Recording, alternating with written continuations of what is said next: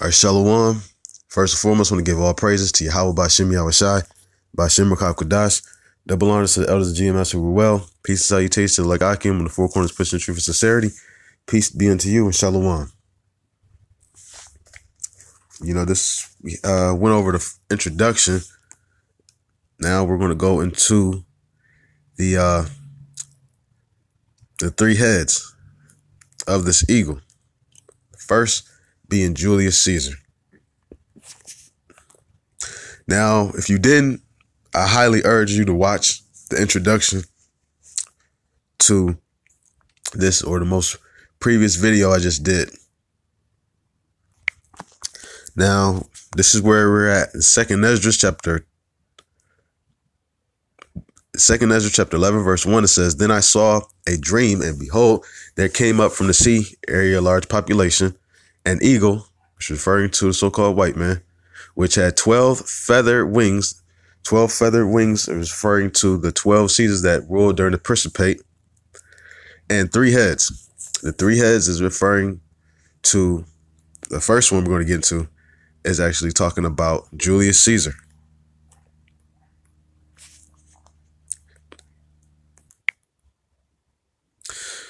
All right, here's a bust of your cracker, Julius Caesar. And actually, the 3 heads actually it's more than just one, because he died and came back. So, but I'm going to say that a little bit later. Don't want to discourage any of you new brothers that are just learning. Don't worry, we'll get deep into that. But Gaius Julius Caesar, July 12th, 100 BC through March 15, 444 BC, known by his nomen and cognomen Julius Caesar, was a populist Roman dictator, politician, and military general who played a critical role in events that led to the demise of the Roman Republic and the rise of the Roman Empire. He was a historian and wrote Latin prose. So your Roman Empire is basically your Principate that ended about 286 AD, 284 AD. Okay. Reading a little bit on about him. It says he died from assassination stab wounds.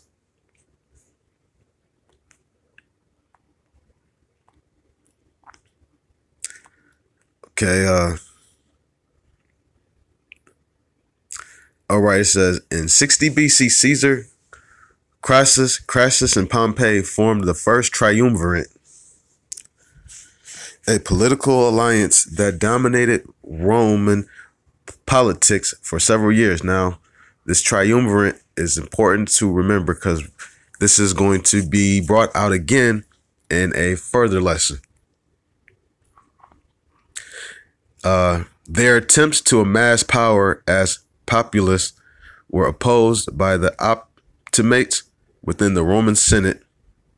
Now, the Roman Senate, if I remember, according to the Apocrypha, had 320 people that communed daily.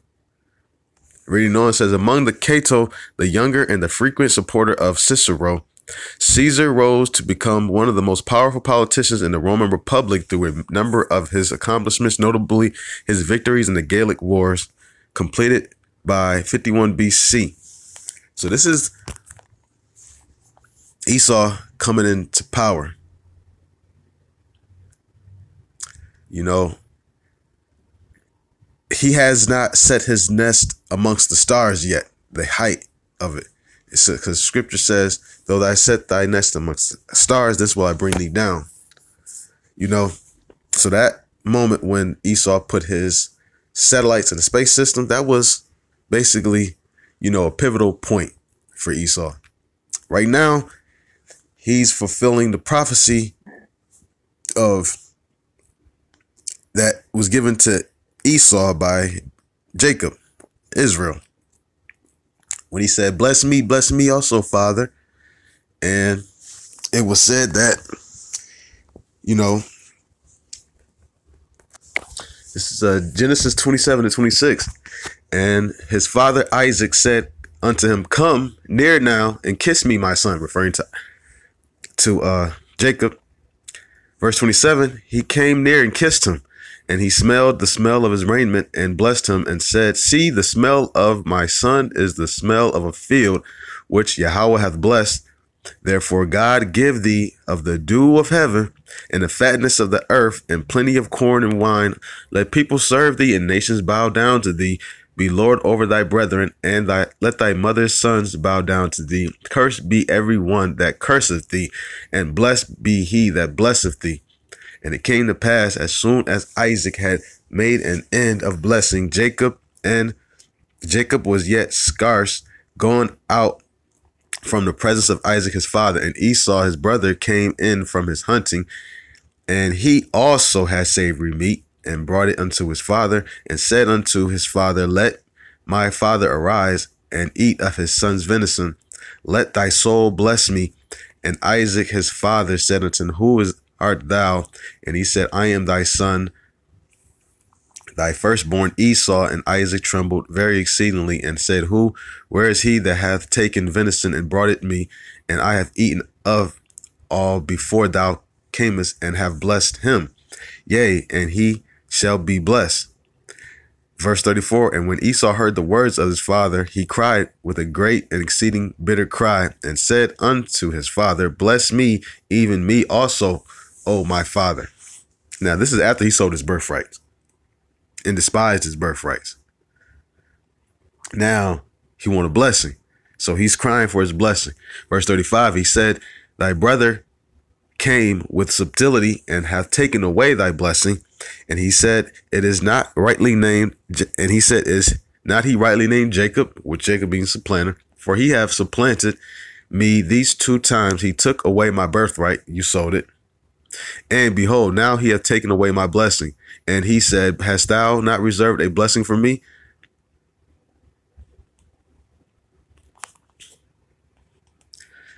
Okay. Verse 37. And Isaac answered and said unto Esau, behold, I have made him thy Lord, and all his brethren have I given to him for servants, and with corn and wine have I sustained him. And what shall I do now unto thee, my son? Verse 38, and Esau said unto his father, hast thou but one blessing, my father? Bless me, even me also, O my father. And Esau lifted up his voice and wept. So he wanted a blessing too. And Jacob's is like, Isaac, like, hey, I gave him the best blessing that possibly could be given. What you want me to give you? I can't disannul my blessing I gave to him. Verse 39, and Isaac his father answered and said unto him, behold, thy dwelling shall be the fatness of the earth, and the dew of heaven from above. So that's the part that I wanted to get. Slaki for reading so much. But thy dwelling shall be the fatness of the earth, meaning he'll be able to rule the whole earth. Doesn't mean he'll be inheriting the earth, but he'll rule the whole earth. Verse 40, and by the sword shalt thou live, and shalt serve thy brother, and it shall come to pass when thou shalt have the dominion that thou shalt break his yoke from off thy neck. And this is basically prophecy being fulfilled, because Jacob had it, Esau had it, Jacob had it, Esau had it, Jacob have it at the end. So breaking the bands off each other's neck, because if you look at it, ever since Esau has been in power, only people that's been really ruling is Jacob and Esau. You had Jacob in the Dark Ages that ruled a little bit. They didn't rule, the entire, world, the fatness of the earth. But to have Esau in that pit, that's living a life over here in Eden. Okay, reading on a little bit more, it says,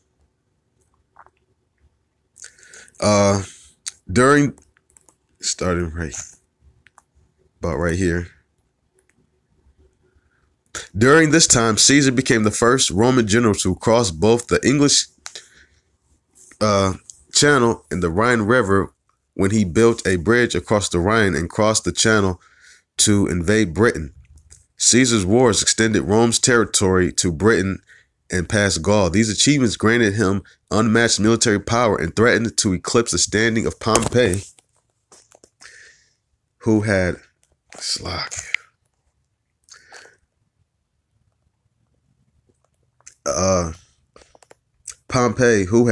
realigned himself with the Senate after the death of Crassus in 53 BC. With the Gallic Wars concluded, the Senate ordered Caesar to step down from his military command and return to Rome. So this is just a little bit on Caesar. I could go in a little bit more, and I probably will in another lesson.